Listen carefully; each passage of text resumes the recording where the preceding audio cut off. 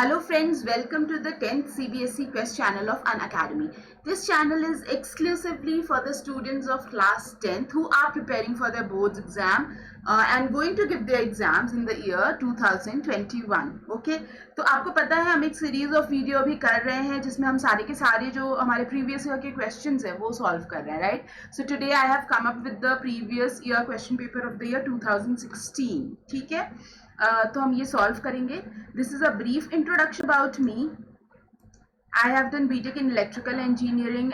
I have been teaching social studies and English for more than 8 years from now. I have mentored students for NTSC, IESO, CBSE boards, and you can follow me on the Unacademy Learning app on this link. Okay तो अभी जो है मैं video जो है वो start करने वाली हूँ, but before we do that please like the video, share this video with your friends and please do subscribe to this channel 10th CBSE Quest because it is going to be really beneficial for you. Okay, this is the one stop solution for all your CBSE boards exam के जितने भी question है सब मिलेंगे सारे subjects के. Okay आपको पता है यूट्यूब जो है वो अपना 80% डेटा अनअकैडमी जो है वो अपना 80% डेटा यूट्यूब पे अवेलेबल कराता है, और हमारे पास एक अनअकैडमी लर्निंग ऐप प्लेटफॉर्म भी है जहाँ पर हम बच्चों को सारे चैप्टर जो है वो डिटेल में पढ़ाते हैं. ठीक है, तो यहाँ पर हम सारे क्वेश्चन आंसर सॉल्व करेंगे and on the Unacademy learning app you will be getting the daily live classes, live test quizzes and पूरा कोर्स जो है आपका बहुत स्ट्रक्चर्ड वे में कवर होगा. एंड हर कोर्स का जो आपको एक्सेस है वो अनलिमिटेड टाइम्स आप एक्सेस कर सकते हो. ओके सो जितने भी लाइव क्लासेस होते हैं हमारे अनअकैडमी लर्निंग ऐप पर वो सारे टॉप एजुकेटर्स ले रहे होते हैं इंडिया के. यहाँ पर math, social science, Hindi, science, English सारे सब्जेक्ट्स जो है वो हम कवर कराने वाले हैं on the 10th CBSE Quest YouTube channel as well and on the Unacademy learning app. You just need to download this Unacademy Learning app from the Google Play Store, and in the Manage Goals section you need to select CBSE Class 10. Then you have to get the subscription, and we have these many options to choose the subscription. Basically you can take the one month subscription for rupees 2500, and if you will use the code RSYT then the subscription will come for rupees 99 only. Okay, तो आपको RSYT code में 1 month का subscription 99 में मिलता है. On the other hand क्योंकि अब आपके लॉकडाउन जो है वो काफ़ी ज़्यादा एक्सटेंड हो गया है, स्कूल जो है वो सितंबर के बाद ही खुलेंगी, तो आप 3 मंथ्स का भी सब्सक्रिप्शन ले सकते हो, 6 मंथ्स एंड 12 मंथ्स का सब्सक्रिप्शन ले सकते हो. And if you will use the code RSYT you will get the discount, 10% discount. Okay, so these are the upcoming courses. ये सारे मेरे upcoming courses हैं on the Unacademy Learning app. आज ही एक 9th मई को हमारा नेशनलिज्म इन यूरोप वाला जो कोर्स है वो स्टार्ट हो रहा है and it will be on 3 PM. On the other hand, I am also will be having the courses of power sharing, development and resource and development, and many more courses I will be launching, and I will be keep updating you. Okay, so today's paper is of the year 2016. हम previous year question paper कर रहे हैं. आज 2016 का जो paper है वो discuss करेंगे. उस टाइम पर 2016 में 30 क्वेश्चंस आते थे. ठीक है, 2020 में आपके 35 क्वेश्चंस आए हैं, लेकिन 2020 वाले पेपर में, मतलब इस साल वाले पेपर में. बट पहले जो है वो 30 क्वेश्चन आते थे. ये very short answer type question है 1 मार्क का, जिसका आंसर आपको करना होता है 30 वर्ड्स में. ओके, बट अगर आपका कोई आंसर है जो बिल्कुल 1 वर्ड में क्रिस्प आंसर आप दे सकते हो तो you can give it in 1 word also. तो सॉरी, ये जो आपके आंसर होते हैं ये आपको 30 वर्ड्स में लिखने होते हैं. 3 मार्क्स वाले आंसर 80 वर्ड्स में लिखने होते हैं. 5 मार्क्स वाले आंसर 120 वर्ड्स में होते हैं. And then we have 2 map questions. तो टोटल जो है पहले पेपर 90 नंबर का आता था, अब जो पेपर है वो 80 नंबर का आता है. ओके, तो चलिए बच्चों आगे बढ़ते हैं और पहला क्वेश्चन स्टार्ट करते हैं. So are we ready for it? Let's crack it. Okay, so the first question is, name the treaty of 1832 that recognized Greece as an independent nation. तो ये नेशनलिज्म इन यूरोप का question है. Treaty of Constantinople which happened between Britain, Russia, France and Ottoman empire on the other side. ठीक है, जैसे MRF tyre होता है वैसे आप BRF याद कर लो. ठीक है, ब्रिटेन, रशिया, फ्रांस ये एक साइड पे थे, दूसरे साइड पर ओटोमन एम्पायर थे, एंड उन्होंने ग्रीस को इंडिपेंडेंट स्टेट जो है वो घोषित कर दिया. ठीक है, why are there a wide range of colors, hardness, crystal forms, luster and density found in minerals? Minerals में इतने सारे color, इतनी variety क्यों होती है? ठीक है, the ranges found in minerals are due to physical and chemical conditions. So this is a very crisp answer. Physical and chemical condition, her mineral का अलग अलग होगा, तो उसका color, hardness, crystal formation, luster, everything will differ. How are the issue specific movements different from generic movements? Difference between issue specific and generic movement. आप ऐसे heading लिख सकते हो पहले and then you can write the answer. Issue specific movement seek to achieve a single objective. ठीक है, एक particular objective पे हम यहाँ पर काम कर रहे होते हैं within a limited time frame, while generic movements seek to achieve a broad goal in a long term, like save water. Save water cannot be a very short term goal and which we can just achieve in a month or in a year. तो ये क्या है, एक बहुत ही generic movement है. लेकिन वहीं पे अगर सिंगल ऑब्जेक्टिव वाला मूवमेंट है कि अच्छा हमें we want voting rights for those who are above 16 years. Suppose करो हमें कुछ ऐसा रूल लेकर आना है, तो it can be a very single objective and it can be achieved in a limited time frame. Name any one political party that has national level political organization but not recognized as the national political party. ठीक है, तो national level का क्या है? अब ये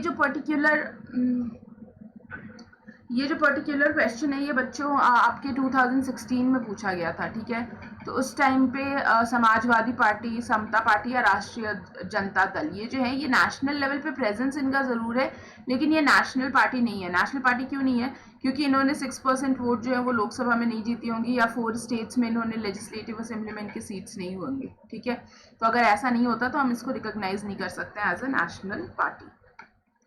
Which organization led the protest against water privatization in Bolivia? So the answer is FEDEC. और अब ये जो क्वेश्चन है ये इंटरनल, ये जो पर्टिकुलर चैप्टर है पीपल्स स्ट्रगल वाला जो चैप्टर है वो अब इंटरनल असेसमेंट में आने लग गया है. ठीक है, so the question from this chapter will not be coming in your boards exam.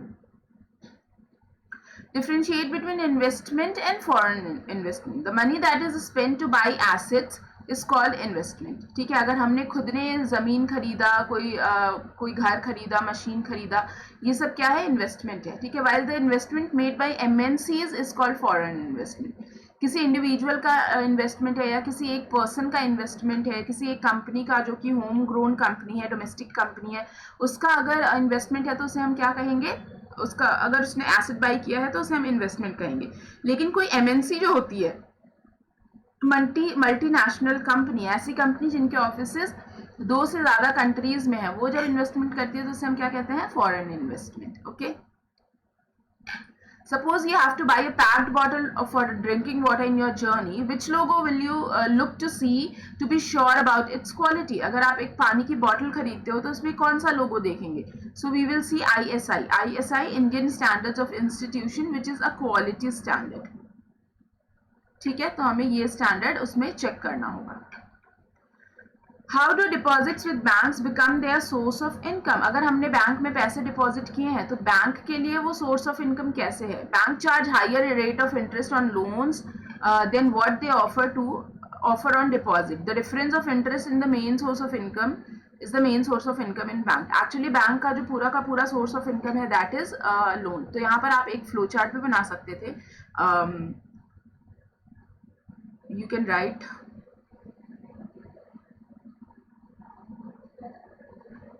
deposits which is being given to bank and then bank is giving this to lenders. Okay, sorry, borrowers को दे रही हैं. ठीक है, तो यहाँ पर ये interest rate देती है जो कि 4% होता है. ठीक है, लेकिन जब ये इंटरेस्ट इनसे ले रही होती है it can be ranging from 8 to 10%. तो ये ज़्यादा इंटरेस्ट जो है बोरोवर से ले रही होती है and that is only its source of income. यही इसका क्या है? सोर्स ऑफ इनकम है. Okay, now we have move to the section B. Section B के अंदर जितने भी क्वेश्चन होते हैं वो 3 नंबर के होते हैं. ठीक है, how had the female figures become an allegory of nation during 19th century? Female figures को एलिगरी की तरह कैसे यूज किया जाने लगा? तो आपको पता होगा एलिगरी क्या होता है. एलिगरी इज समथिंग जब हम कोई एब्स्ट्रैक्ट आइडिया को किसी पर्सन के फॉर्म में डिनोट करते हैं, ठीक है। जैसे सपोज करो फ्रीडम है, freedom is an abstract idea, we can not feel or see it, लेकिन मैंने उसको एक पर्सन के फॉर्म में अगर डिनोट किया, जैसे एक बच्चे की तरह, अगर मैंने फ्रीडम को अगर डिपिक्ट करना है तो मैंने बच्चे की फोटो बना दी, क्योंकि बच्चा बिल्कुल फ्री होता है। तो now it is, now the kid will be the allegory of freedom, ठीक है।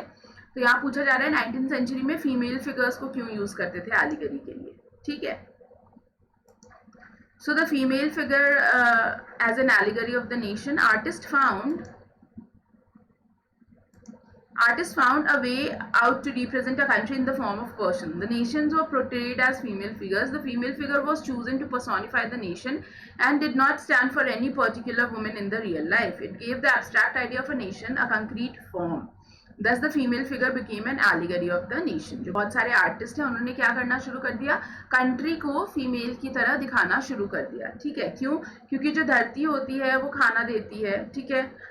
धरती जो है वो लाइफ सपोर्ट करती है लोगों की, एंड धरती जो है उसको मदर लैंड, मदर से कंपेयर किया गया। क्यों? क्योंकि we also need to protect our territory, our country, just as we protect our womens in the family, ठीक है। तो उसको फीमेल से कनेक्ट किया जाने लगा। During the French Revolution, artists used the formal allegory to portray the ideas such as liberty, justice and republic. ये सारे आइडियाज को भी फीमेल फिगर से दिखाया जाता था, ठीक है। तो ये तो आपने फ्रेंच रेवोल्यूशन वाले चैप्टर में भी पढ़ा होगा। Let us move to the next question. Who had designed the Swaraj flag by 1921? Explain the main features of the Swaraj flag. तो ये जो क्वेश्चन है बच्चों 2016 में आया था, फिर 17, 18, 19, 20 में कभी भी रिपीट नहीं हुआ है, तो अब रिपीट होने के चांसेस हैं, ठीक है। महात्मा, क्योंकि अब देखो बच्चों सीबीएसई के अंदर 70% क्वेश्चन जो है वो रिपीट ही होते हैं, ठीक है। मैं आपको बताते भी जाऊंगी, इसमें कई सारे क्वेश्चन है जो 17, 18, 19, 20 सब में आ चुके हैं और 2016 में भी आए हैं, ठीक है। तो let us just see Swaraj flag 1921 में किसने डिजाइन किया था? महात्मा गांधी जी ने। इसका फीचर क्या था? It had try colours, red, green, white, जो कि अभी भी होता है। It had spinning wheel in the centre, तो अभी जो हमारा चक्रा होता है उसकी जगह पे स्पिनिंग व्हील था पहले। It represent the Gandhian idea of self help. Self help मतलब वो जो स्पिनिंग व्हील है उससे आप क्या कर सकते हो, खुद को सेल्फ एम्प्लॉय कर सकते हो। It had become a symbol of defiance. Any other relevant point also you can mention. So basically we need to mention 3 points because it is a 3-mark question. The civil disobedience movement was different from non-cooperation movement. Support the statement. Now this is a very important question. ठीक है, आपके nationalism in India से कोई एक question तो जरूर आएगा, या तो सत्याग्रह पे आएगा, या नॉन कोऑपरेशन मूवमेंट पे, या सिविल डिसोबीडियंस मूवमेंट पे, ठीक है। तो यहाँ पे दोनों को क्लब कर दिया है। So what was non-cooperation movement? The people were asked to cooperate with asked not to cooperate, sorry, with the government. यहाँ पे बोला जा रहा था आपको गवर्नमेंट, ब्रिटिश गवर्नमेंट के साथ कोऑपरेट नहीं करना है। Foreign goods were boycotted, foreign goods को बहिष्कार किया जा रहा था या उसके अगेंस्ट में जाया जा रहा था। लिकर शॉप्स जो है उनको बंद कर दी गई थी। फॉरेन क्लॉथ को जलाया जा रहा था। In many places merchants and traders refuse to trade on foreign goods. Foreign goods जो हैं लोगों ने, मर्चेंट ट्रेडर्स ने भी खरीदना बंद कर दिया, जैसे होलसेलर रिटेलर्स होते हैं, इन लोगों ने लेना बंद कर दिया। Students left the government own schools and colleges, lawyers give up the legal practices, and there were many people who basically surrendered their titles also, like Mahatma Gandhi ने केसरी हिंद का टाइटल जो है सरेंडर कर दिया था, एंड रविंद्रनाथ टैगोर ने लॉर्ड का टाइटल उनको दिया गया था, वो उन्होंने सरेंडर कर दिया था। And so these were the things which were included, which were the ways of protest in the non-cooperation movement. Now let us see CDM में क्या होता है। सिविल डिसोबीडियंस मूवमेंट में जो तरीका था लोगों का प्रोटेस्ट करने का वो थोड़ा अलग था।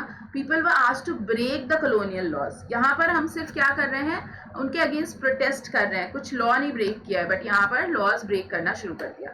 The country man broke the salt law, they broke first colonial law then salt law. Peasants refused to pay revenue and chowkidari taxes. Village officials resigned from their jobs. Forest people violated forest rules and laws. So basically disobedience का मतलब क्या होता है, disobey करना। तो जितने भी rules and regulations Britishers ने बनाए थे उन सबको disobey किया जाने लगा। Classify industries on the basis of capital investment. How are they different from one another? Explain with examples. ठीक है, तो capital के basis पे देखो ये 3 नंबर का क्वेश्चन है, ठीक है। इसमें से आपको ये जो क्लासिफिकेशन देना है उसके आपको मिलेंगे हाफ हाफ मार्क्स, ओके। क्योंकि कैपिटल इन्वेस्टमेंट के बेसिस पे दो तरह से हम क्या कर सकते हैं, क्लासीफाई कर सकते हैं इंडस्ट्री को, small scale industry, large scale industry. Now difference के आपको यहाँ पे मिलेंगे 2 मार्क्स, ओके। तो क्योंकि 3 नंबर का क्वेश्चन है तो बाइफर्केशन बताना जरूरी था। If the investment is more than 1 crore और any industry is considered as a large scale industry. अगर इन्वेस्टमेंट 1 करोड़ से ज्यादा है तो वो क्या हो जाएगी, large scale industry. while the investment is less than 1 crore or on industry is considered as the small scale industry। Example आप दे सकते हो, इसका एग्जाम्पल है steel, iron and cement industry, इसका एग्जाम्पल है प्लास्टिक इंडस्ट्री, टॉय इंडस्ट्री, ठीक है। तो एक एग्जाम्पल दे दिया और एक हमने कैपिटल डिक्लेयर कर दिया, इतना ही लिखना है इसमें आपको 3 नंबर मिल जाएंगे। Efficient means of transport are prerequisites for fast development. Now this is such an important question, what to tell। ये जो क्वेश्चन है ना, ये आपको बच्चे हर एग्जाम में मतलब अप्रोक्सीमेटली ऑल्टरनेट ईयर्स जो है ना, ये क्वेश्चन रिपीट हो रहे हैं, ठीक है। सो 2016 में आया, then it came in 2017 also, 17 में भी आया था, ठीक है। फिर अभी पेपर उठा के देखना 2019 में भी ये क्वेश्चन रिपीट हुआ है। एंड ट्रांसपोर्टेशन एंड टेक्नोलॉजी का मिक्स करके क्वेश्चन जो है वो 2020 में भी आया है। So this is one question जो कि भैया बहुत बार आ रहा है, ठीक है। तो this is very important question, ये ऐसा का ऐसा ही स्टेटमेंट जो है वो आ जाता है। सो रिक्वायरमेंट क्यों है ट्रांसपोर्ट की, we use different materials and services in our daily life, some of these are available at immediate surrounding while other are met by bringing things from other places। so India is a diverse country। यहाँ पर जितना भी आपके पास commodity है वो सभी एक जगह पे नहीं मिलेगा, right? तो commodities जो हैं वो कहीं पे बन रही हैं लेकिन हम यूज़ किसी और जगह पे कर रहे हैं, तो इन दो जगह को कनेक्ट करने के लिए आपको एक ट्रांसपोर्ट चाहिए, okay. Goods and services do not move from supply locales to demand locales on their own। Exactly। जहाँ से सप्लाई चीज़ें सप्लाई हो रही है और जहाँ पे उसकी डिमांड है वो अपने आप तो नहीं घूम चली जाएंगी चीज़ें, आपको एक ट्रांसपोर्टेशन चाहिए होगा, ठीक है। So movement of these goods and services from supply location to demand location needs transport. The product come to consumers by transportation, okay। The pace of development of country depends upon the production of goods and services and their movement। Development का जो pace है वो depend करता है कि goods and services कहाँ कहाँ बन रहे हैं और कहाँ कहाँ तक पहुँच रहे हैं। Apart from that you can also write about raw material and movement of manpower, okay। That is also possible only and only due to transportation, because nowadays the world is becoming globalized and our country itself is a very big and huge country। तो यहाँ पर raw material जो है वो भी transport हो रहा है, मैन पावर ट्रांसपोर्ट हो रहा है, गुड्स एंड सर्विसेज ट्रांसपोर्ट हो रही हैं। तो मतलब मूवमेंट हो रहा है इन सब का। तो इन सब का मूवमेंट विदाउट ट्रांसपोर्टेशन तो पॉसिबल है नहीं। और अगर इन सब का मूवमेंट अगर एक सपोज करो बंद हो गया तो क्या होगा, डेवलपमेंट बंद हो जाएगा। एज यू कैन सी ना, अभी कोरोना चल रहा है, हर चीज का मूवमेंट जो है रेस्ट्रिक्ट हो रहा है और सबसे ज्यादा इम्पैक्ट किस पे आ रहा है, इकोनॉमी पे आ रहा है, यानी कि डेवलपमेंट पे आ रहा है, ओके। सो आई होप ये आंसर जो है इसमें आप खुद के भी अपने पॉइंट्स लिख सकते हैं, ऐसा जरूरी नहीं है कि मैंने जो यहाँ बताया वही लिखना है आपको, you can write your own points also. The textile industry is the only industry in the country which is self-reliant and complete in the value chain।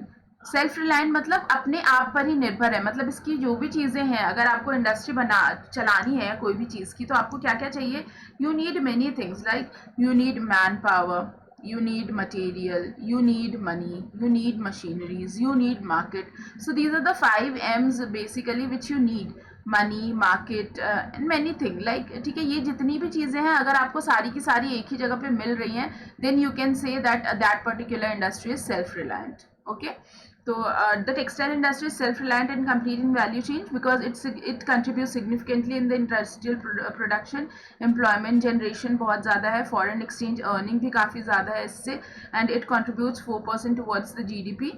And then you can write this point, okay, कि ये self reliant क्यों है, क्योंकि इसको किसी भी चीज़ के लिए किसी और पे निर्भर होने की ज़रूरत नहीं है, ना तो मटेरियल के लिए, ना मशीनरी के लिए, ना मनी के लिए, ना मार्केट के लिए, ना मैन पावर के लिए। सारी की सारी चीज़ें जो है वो इंडिया में ही अवेलेबल हैं। So it is a self reliant and it is complete in its value chain, okay. So let us move to the next question. What is meant by the national political party? State conditions required by the national political party. Okay, तो अभी ये 2017 का question हम solve कर रहे हैं, sorry 2016 का कर रहे हैं. 2017 के अंदर आया था national political party and state political party में डिफरेंस पूछा गया था. ठीक है, तो ये भी अच्छा क्वेश्चन है and it comes regularly in the exam, कई बार रिपीट होता है. National political party have units in various states. They follow the same policies, programs and strategy that is decided at the national level. A party that secures at least 6% of the total votes in the general election in Lok Sabha और 4 states में legislative assembly में इनके पास seat हो. ठीक है, तो क्या criteria है? या तो लोकसभा में 6% वोट हो, या तो लेजिस्लेटिव असेंबली में इनको 4 स्टेट्स में इनके पास सीट होनी चाहिए. ठीक है, या फिर 6% वोट लोकसभा में हो सकता है, या फिर 4 सीट्स होनी चाहिए लोकसभा के अंदर. ठीक है, तभी हम इसको क्या कहेंगे. So we have different criterias, 3 criteria हो गए. ठीक है, एक तो लोकसभा में 6% वोट हो सकता है या 4 सीट हो सकती है, या फिर लेजिस्लेटिव असेंबली में 4 स्टेट्स में सीट जीतनी चाहिए इस पार्टी को. ठीक है, तभी हम इसको क्या कहेंगे, national political party. What are the sectional interest group? Describe their functioning. Now again this question, अब जो है ये क्वेश्चन नहीं आता है आपके एग्जाम में. ये चैप्टर जो है अभी इंटरनल असेसमेंट का चैप्टर है. ठीक है, पॉपुलर स्ट्रगल जो चैप्टर है. सेक्शनल इंटरेस्ट ग्रुप क्या करते हैं? They promote the interest of a particular section और अ ग्रुप. सेक्शनल मतलब क्या हो गया, एक पर्टिकुलर सेक्शन के बारे में बात की जाएगी. They perform a meaningful role in countering the undue influence of other groups. क्यों? क्योंकि ये पर्टिकुलर ग्रुप अपने इंटरेस्ट के बारे में बात कर रहा है, तो ये अपना इन्फ्लुएंस काफी स्ट्रांग रखेगा. जैसे सारे बैंकर्स हैं, आप देखते हो बार बार बैंकों की स्ट्राइक होती रहती है. तो ये क्या है, ये सेक्शनल इंटरेस्ट ग्रुप है. वो अपने सैलरी के लिए, अपने वर्किंग आवर्स और अपने वेजेस के लिए लड़ाई कर रहे हैं. ठीक है, they create awareness about the needs and concerns of their own society. Their principal concern is the betterment and well-being of their members. ठीक है, बैंक का ही एग्जाम्पल आप रिलेट करते जा सकते हो. ठीक है, तो well this question won't come in your boards exam because ये अब internal assessment का question है. Most of the established democracies are facing the challenge of expansion.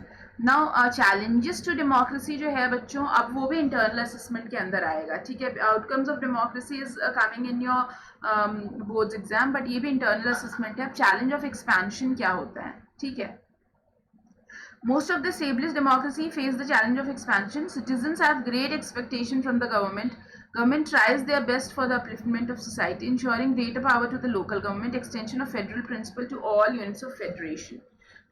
Inclusion of women and minority groups. Expansion का मतलब है कि democracy का जो प्रिंसिपल है वो हर एरिया में अप्लाई होना चाहिए. ठीक है, तो जैसे सेंट्रल लेवल पे डेमोक्रेसी है, स्टेट लेवल पे, ऐसे ही लोकल लेवल पे आपको डेमोक्रेसी जो है वो इतनी ज़्यादा नहीं दिखती है. ठीक है, तो एक्सपेंशन का मतलब क्या है कि डेमोक्रेसी इतनी ज़्यादा रूटेड हो हर एरिया में कि सक्सेसफुली हर जगह पे काम करे. तो अगर देखा जाए तो वुमेन एंड माइनॉरिटी ग्रुप्स है, वहाँ पर भी इतनी ज़्यादा डेमोक्रेसी नहीं है, वो इतना डेमोक्रेसी नहीं एंजॉय कर पाते हैं. So that is the challenge. Okay, local level government and जो हमारे दूसरे जो पॉपुलेशन है, माइनॉरिटी ग्रुप्स हैं, वुमेन है, चिल्ड्रन है, ये सब डेमोक्रेसी इतना अच्छे से नहीं एंजॉय कर पा रहे हैं. How can money easily exchange it for goods or services? Give example to explain. अब ये बेटा ऐसा आंसर है, एग्जाम्पल देखो आप खुद से दे सकते हो इसमें. ठीक है, और मनी कैसे हमारे एक्सचेंज ऑफ गुड्स को ईजी बनाता है वो बताना है. Money acts easier to exchange for goods and services. A person holding money, a person having money can easily exchange it for any commodity or service that he or she might want. Everyone prefers to receive payments in money and exchange the money for things they want. ठीक है, suppose करो मैं कहीं पे job कर रही हूँ, तो मैं मोस्टली क्या चाहूँगी कि मेरा पेमेंट जो है वो कैश में हो. ठीक है, अगर वो बोलेंगे कि भैया तुम तो महीने भर का राशन ले लो और पैसे मत लो, तो मेरे लिए वो फिजिबल नहीं होगा. ठीक है, अगर मेरे पास पैसे होंगे तो मैं कुछ भी चीज़ जा करके मार्केट से खरीद कर ले आऊँगी. ठीक है, अब एग्जाम्पल में मैंने यहाँ पे शू मेकर का एग्जाम्पल लिया है कि एक शू मेकर है, उसको वीट खरीदना है. ठीक है, शू मेकर जो है उसको शू सेल करना और खरीदना क्या है, वीट. ठीक है, now the shoemaker will first exchange the shoes for the money and then exchange the money for wheat.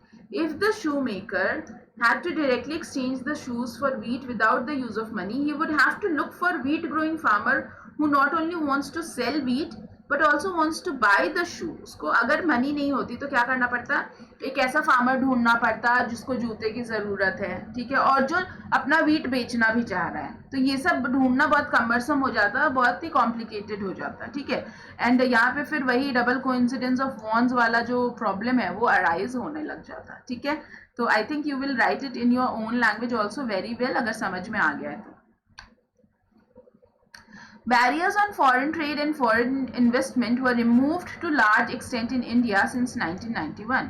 Justify the statement. Yes, this is very true. 1991 पे में इंडिया के अंदर liberalisation, privatisation and globalisation, LPG की policy आ गई थी, बस आपको यही पॉलिसी एक्सप्लेन करनी है, ठीक है। तो barriers on the foreign trade and foreign investment वो partially removed, goods could be improved and exported easily, ठीक है। Goods could be imported and exported easily होना चाहिए यहाँ पे।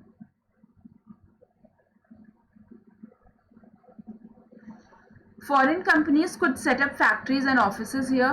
फॉरेन कंपनीज जो हैं उनको काफ़ी ज़्यादा रेस्ट्रिक्शन जो है उनके कम कर दिए गए, सो दैट वो यहाँ पर अपने ऑफिसेज खोलें और यहाँ पे एम्प्लॉयमेंट जनरेट हो। Opportunities for Indian producers to compete with producers around the globe.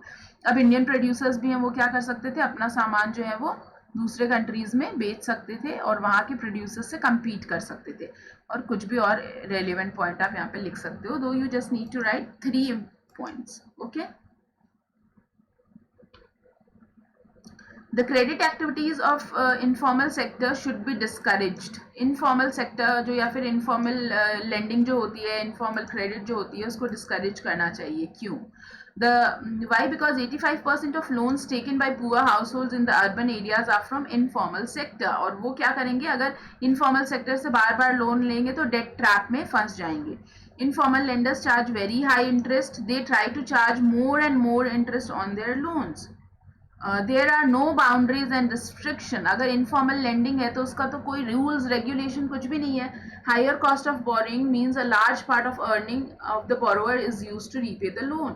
अगर बहुत ज़्यादा मुझे इंटरेस्ट रेट पे करना पड़ेगा तो जो भी मैंने लोन लेकर अर्निंग किया है उसका एक मैसिव अमाउंट जो है वो रीपेमेंट में चला जाएगा। In certain case the higher rate of borrowing can mean that the amount be repaid is greater than the income the borrower has bought, ठीक है। तो अगर बोरोवर ने सपोज करो 4,000 रुपये ही लिए हैं, लेकिन जब वो पेमेंट करता जाता है, लोन रीपेमेंट करता है, तो इनफैक्ट 10,000 रुपये जो है वो लोन में रीपे कर देता है। क्यों? क्योंकि उसको ब्याज में इतने ज़्यादा पैसे देने पड़ते हैं। This could lead to increasing debt and debt trap, therefore the credit activities of informal sector should be discourage. तो डेट ट्रैप, अगर इससे क्या होगा, डेट ट्रैप बढ़ेगा। डेट ट्रैप बढ़ेगा तो अल्टीमेटली जो पुअर हाउस होल्ड्स हैं वो कभी भी लोन नहीं लेना चाहेंगे। लोन नहीं लेना चाहेंगे तो इकोनॉमिक डेवलपमेंट नहीं होगा। So these are all the reasons, इसीलिए इनफॉर्मल क्रेडिट जो है वो डिस्करेज करनी चाहिए, okay. Now we have come to the section C. Section C में 5 नंबर के हमारे क्वेश्चंस होते हैं, ओके। तो थोड़ा पानी पी लेती हूँ मैं, okay, and then I will just continue. इतने सारे नंबर आ गए तुम लोगों के। 3 नंबर के सारे क्वेश्चन कर लिए, 1 नंबर के कर लिए, 5 के भी कर ही लोगे, ठीक है। चलो पढ़ते हैं।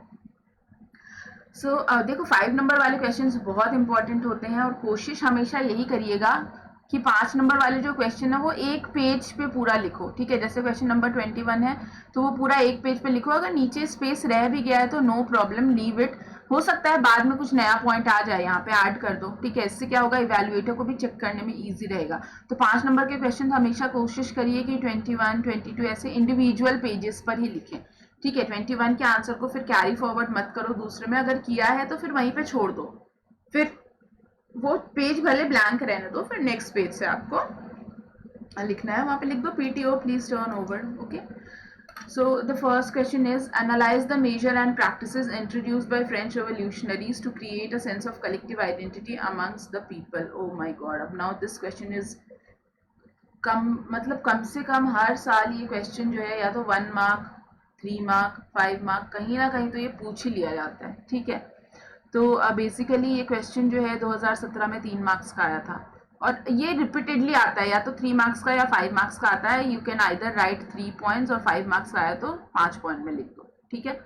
So measures and practices introduced by French Revolution is first is la patrie, then is les citoyens. La patrie का मतलब होता है फादरलैंड का कंसेप्ट इंट्रोड्यूस हुआ था, ले सिटियन का मतलब होता है सिटीजन का कंसेप्ट यूज हुआ था, ठीक है।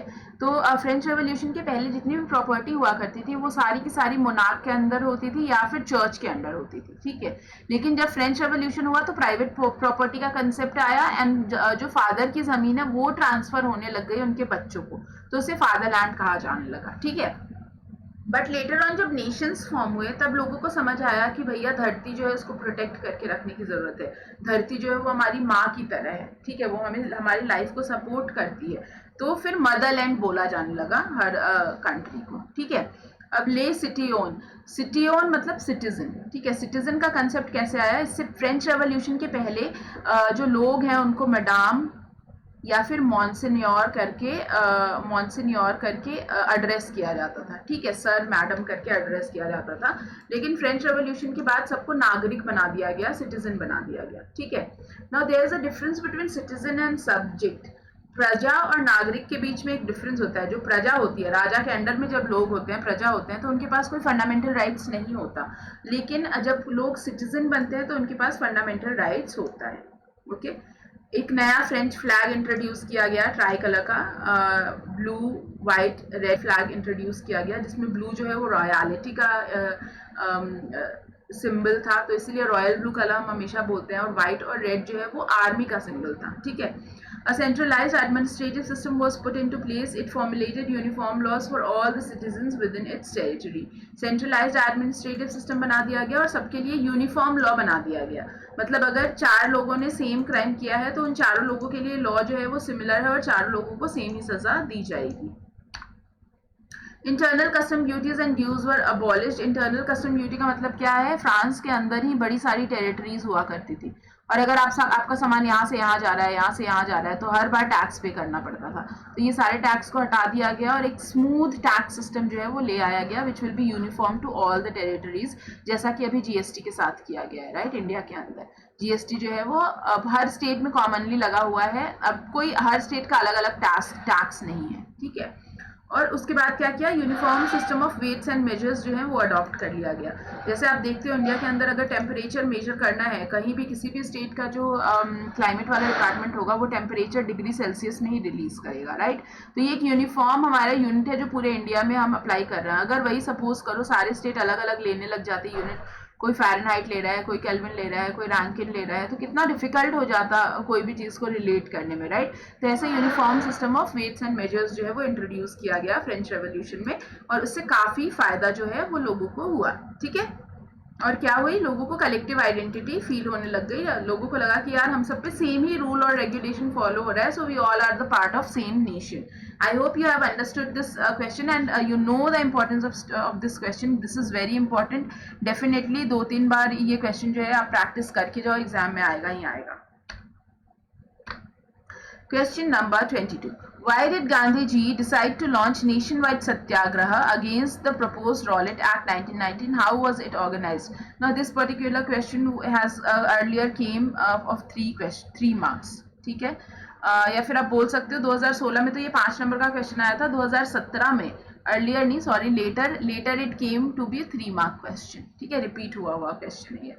तो रॉलेट एक्ट के अगेंस्ट सत्याग्रह क्यों किया गांधी जी ने, क्योंकि रॉलेट एक्ट जो है वो इंपीरियल लेजिस्लेटिव काउंसिल ने बहुत जल्दबाजी में पास किया था, बिना डेलिबरेशन और डिस्कशन के पास कर दिया था। इंपीरियल लेजिस्लेटिव काउंसिल क्या है, जैसे अभी के टाइम पर हमारे पास लोकसभा एंड राज्यसभा है, ऐसे ही अंग्रेजों के टाइम पर जो ब्रिटिश इंडिया गवर्नमेंट थी, ब्रिटिश इंडियन गवर्नमेंट जो थी उस टाइम पर उसे इंपीरियल लेजिस्लेटिव काउंसिल कहा जाता था, ठीक है। इंडियन मेंबर्स ने यूनाइटेडली इस एक्ट को अपोज किया। It gave government enormous power to repress political activities. Rowlatt act जो था वो ब्रिटिश गवर्नमेंट को बहुत ज़्यादा पावर दे रही थी कि कोई भी पॉलिटिकल एक्टिविटी देश में हो रही है तो उसको वो खत्म करवा दे। It allowed detention of political prisoners without trial for 2 years। कोई भी पॉलिटिकल प्रिजनर होगा उसको 2 साल के लिए जेल में बंद किया जा सकता है विदाउट ट्रायल। आज के डेट में अगर कोई भी पर्सन को अरेस्ट करती है पुलिस तो उसको 24 आवर्स के विद इन क्या है, ट्रायल करना पड़ता है और उसको कोर्ट में पेश करना पड़ता है। लेकिन यहाँ तो बोला जा रहा है कि 2 साल तक आपको कोई पेशी वेशी नहीं कराई जाएगी, आपको बस जेल में पड़े रहना है, ठीक है। तो ये रीजन था जिसके चलते रॉलेट एक्ट को सबने कलेक्टिवली अपोज किया। अब यहाँ पर और भी एक क्वेश्चन है, how was it organised, explain. तो हमें ये भी एक्सप्लेन करना है।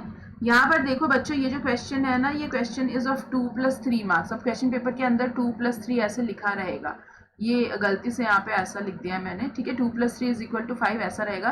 तो मतलब पहले वाले क्वेश्चन के 2 पॉइंट लिखने हैं और सेकेंड वाले क्वेश्चन के 3 पॉइंट्स लिखने हैं। कैसे ऑर्गेनाइज हुआ? तो Mahatma Gandhi wanted non violent civil disobedience against such unjust law. तो उन्होंने नॉन वायलेंट हड़ताल किए 6 अप्रैल को। फिर रैलीज ऑर्गेनाइज की गई, workers went on strike in railway workshop, shops को क्लोज कर दिया गया, ठीक है। तो ये आपको लिखना है। Highlight the importance of petroleum, explain the occurrence of petroleum in India. भैया ये तो इतना इजी क्वेश्चन है, ये भी ऐसा ही क्वेश्चन है, ठीक है। 2+3=5। तो हमें 2 इंपॉर्टेंस बतानी है, इसके अकरेंसेस बताने हैं। तो पेट्रोलियम जो है मेजर सोर्स ऑफ एनर्जी है, हीट एंड लाइटिंग में फ्यूल की तरह काम करता है, मशीनरीज में ल्यूब्रिकेंट की तरह काम करता है, बहुत सारे मैन्युफैक्चरिंग इंडस्ट्री में पेट्रोलियम रॉ मटेरियल की तरह काम करता है। Petroleum refineries act as nodal industry for synthetic, textile, fertiliser and chemical industry. तो इन सारे इंडस्ट्रीज में पेट्रोलियम जो है as a raw material use किया जा रहा होता है। नाउ ये मिलता कहाँ कहाँ है? Most of the petroleum occurrences in India are associated with anticlines and fault traps. Anticlines and synclines क्या होते हैं? जब हमारे अर्थ का फॉर्मेशन हुआ है तो आपको पता है बहुत सारे टेक्टोनिक प्लेट्स जो हैं उनमें कन्वर्जेंट मूवमेंट हुआ है, बहुत सारे टेक्टोनिक प्लेट्स में डाइवर्जेंट मूवमेंट हुआ है, ठीक है। तो जब कन्वर्जेंट मूवमेंट होता है तो जो अर्थ होता है उसमें फोल्स क्रिएट होते हैं, ठीक है। तो एंटीक्लाइंस एंड सिंक्लाइंस इसको कहा जाता है। एंटीक्लाइंस जो अपलिफ्टेड पोर्शन है, अपफोल्ड है, और जो डाउनफोल्ड है उसे सिंक्लाइंस कहा जाता है। तो एंटीक्लाइंस में इसके प्रेजेंस के चांसेस होते हैं। In the regions of folding, anticline or domes, it occurs where oil is trapped in the crest of the upfold. ये जो upfold है इसके crest में मिलने के chances होते हैं। Petroleum is also found in the fault traps between porous and non-porous rocks. और अगर हमारे यहाँ पे 2 प्लेट डाइवर्जेंट मूवमेंट हुआ है तो आपको क्या मिलेगा? फॉल्स मिलेगा। तो ये फॉल्स में भी कई बार हमें पोरस और नॉन पोरस रॉक्स में पेट्रोलियम मिलते हैं, ठीक है। तो आई थिंक ये आप अच्छे से एक्सप्लेन कर पाओगे। So you can draw a drawing also for this, that will be very good. आप अगर ज्योग्राफी में कुछ डायग्राम वगैरह बना करके एक्सप्लेन कर सकते हो। अगर आपकी ड्राइंग अच्छी है तो ही ये ट्राई करना, अच्छी नहीं है तो मत ही ट्राई करना, ठीक है। तो बिकॉज इट विल बेसिकली आपका प्रेजेंटेशन खराब कर देगी, ओके। तो प्रैक्टिस करो, प्रैक्टिस करके, और अगर डायग्राम बनाते हो आप एग्जाम में तो definitely it creates a very good impression. The economic strength of a country is measured by the development of manufacturing industry. Support the statement with arguments. Now, this is a question which has been asked in the year 2018, 19, 20, 16. So, ये जो है ना, ये हर साल ही पूछा जाता है। आपको मैन्युफैक्चरिंग इंडस्ट्रीज की इंपॉर्टेंस बतानी है। मैन्युफैक्चरिंग सेंटर इंडस्ट्री जो है वो बैकबोन ऑफ डेवलपमेंट इसको कंसीडर किया जाता है। All round development of nation किस पे डिपेंड करती है? इंडस्ट्री पे। इंडस्ट्री जो है वो एग्रीकल्चर को सपोर्ट करता है, और एग्रीकल्चर के सेक्टर में जो हैवी डिपेंडेंस है एम्प्लॉयमेंट का, वो भी इसको रिड्यूस करता है। काफ़ी सारे लोग एग्रीकल्चर से जुड़े हुए हैं, लेकिन अगर इंडस्ट्री आएंगी तो वो इंडस्ट्री में एम्प्लॉयमेंट मिलेगा उनको। Industrial development is a pre condition for eradication of unemployment and poverty of the country. Pre condition मतलब क्या हो गया? ये फर्स्ट कंडीशन है।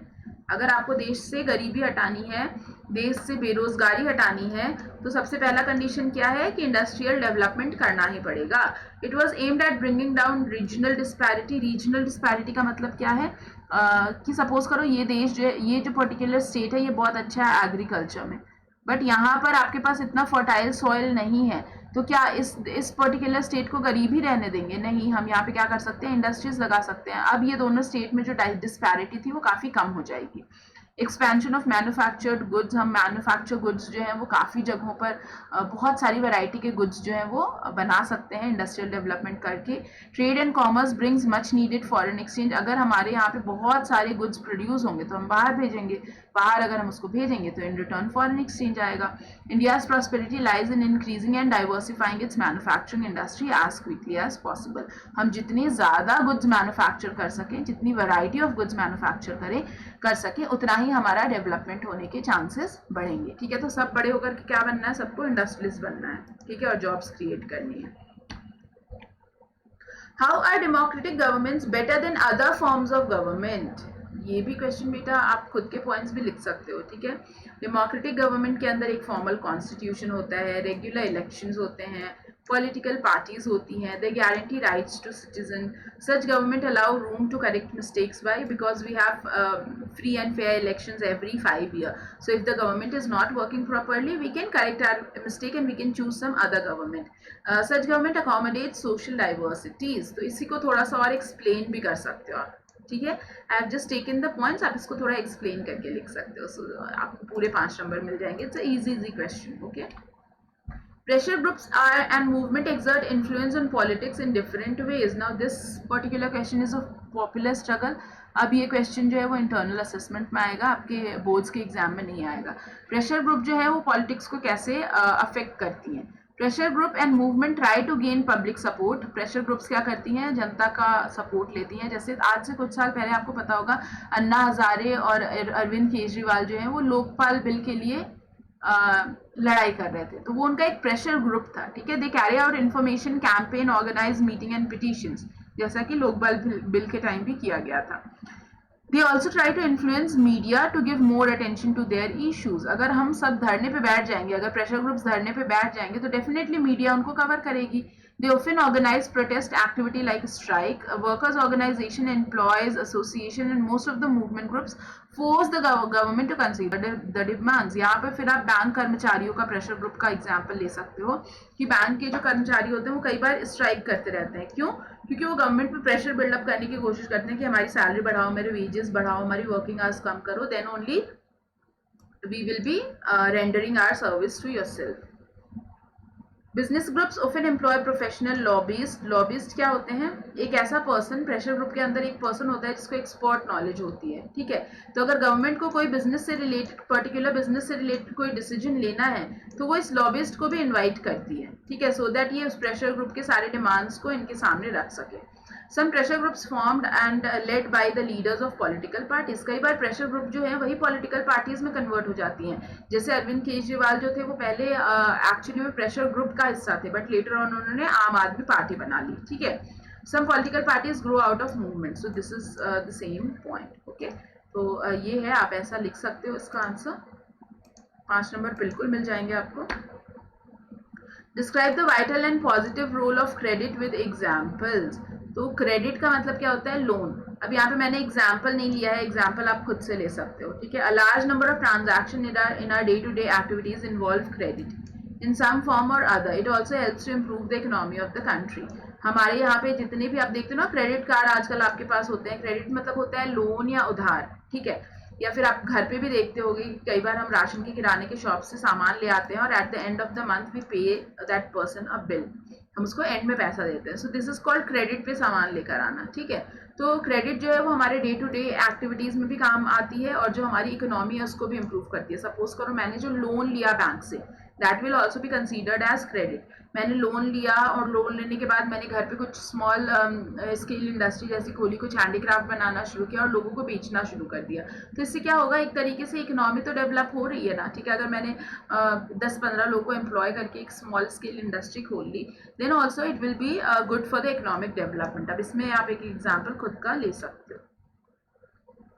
What is globalization? Globalization is the process of rapid integration or integration between countries for trade and commerce. Describe the role of MNC in promoting globalization. MNC have led to the availability of products from all over the world. MNC जो है वो globalisation में कैसे role play कर रही है, तो भाई वो बहुत सारे गुड्स जो हैं वो अवेलेबल कराती है। They have led to greater movements of labour access, ठीक है। बहुत सारे लेबर जो हैं उनको एम्प्लॉयमेंट देती है, लेबर का मूवमेंट जो है वो करवाती है। आपको पता होगा कि एमएनसी में काम करने के लिए लोग इंडिया से भी बाहर जाते हैं, राइट। तो लेबर का मूवमेंट जो है वो भी होता है, एमएनसी का एक रोल है। MNC have increase the inflow of foreign capital across the different countries. Foreign capital जो है वो हर कंट्रीज में, बिकॉज एमएनसीज जो है वो इन्वेस्ट करती है, वहाँ पे अपने ऑफिसेस खोलती हैं, तो वहाँ पे फॉरेन इन्वेस्टमेंट बढ़ाती है। They have led to more transfer of technology across country. अगर कोई एमएनसी नहीं आती है किसी देश में तो अपने साथ टेक्नोलॉजी लेकर आती है। Consumers have wider choices of high quality goods. Of course consumer को तो सबसे ज़्यादा फायदा है एमएनसी में।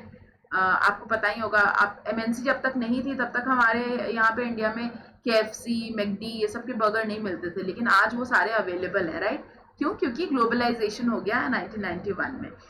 They generate opportunities of collaboration for small firms. और जैसे सपोज करो कोई बहुत बड़ी एमएनसी कंपनी है, लेवाई है, तो वो क्या करेगी, जीन्स हो सकता है एक छोटे मैन्युफैक्चरर से बनवाए और बाद में उसमें अपना टैग लगा दे, ठीक है? तो स्मॉलर फर्म्स के लिए अपॉर्चुनिटी होता है ग्रो करने का। नाउ अब जो 2 क्वेश्चन हमारे हैं वो मैप के क्वेश्चन हैं। तो मैप में देखो 3 क्वेश्चन जो है वो हिस्ट्री में आया करता था। मैप में ये जो क्वेश्चन होते हैं वो आइडेंटिफिकेशन के होते हैं। मतलब मैप में ऑलरेडी ये 3 जगह जो है मार्क्ड है और यहाँ पर आपको हिंट दिया हुआ है, आपको बताना है कि वो जगह कौन सी है। So the place where INC session was held, ए कहाँ पे मार्क्ड है, यहाँ पे मार्क्ड है। तो ये यहाँ पर इंडियन नेशनल कांग्रेस का सेशन हुआ था, that was Madras. The place associated with peasant satyagraha, तो ये बी जो है, बी यहाँ पे मार्क्ड है बिहार के अंदर, आपको बताना है ये कौन सी जगह है। तो ये चंपारण है, ठीक है? This is Bihar, this is Jharkhand, this is west Bengal. तो ये बी कौन सी जगह है, चंपारण है, आपको बताना है। मैप में ऑलरेडी पॉइंट किया हुआ है। The city associated with Jallianwala Bagh incident, again this has been marked and we just need to identify the name and the name is Amritsar. ये तो बहुत ही ईजी है बच्चों, सो ईजी। नाउ ज्योग्राफी में क्या करना होता है, हमें पॉइंट करना होता है, ठीक है? अंकलेश्वर ऑयल फील्ड कहाँ है, ये पॉइंट करना है। सो अंकलेश्वर इज इन गुजरात। तो आपको क्या करना है, यहाँ पे ये पॉइंट करना है और यहाँ पे डब्बे बने होते हैं, यहाँ पे आपको बताना भी होता है, ठीक है? अब जैसे ये उस टाइम के मैप में शायद नहीं आता होगा, आजकल मैप में ये डेफिनेटली आता है। तो you have to write a and you have to write the Ankleshwar name here. Durgapur iron and steel plant, it is in west Bengal, ठीक है? एंड लास्ट क्या है, तूतीकोरिन मेजर सी पोर्ट। तो तूतीकोरिन मेजर सी पोर्ट जो है वो तमिलनाडु में है।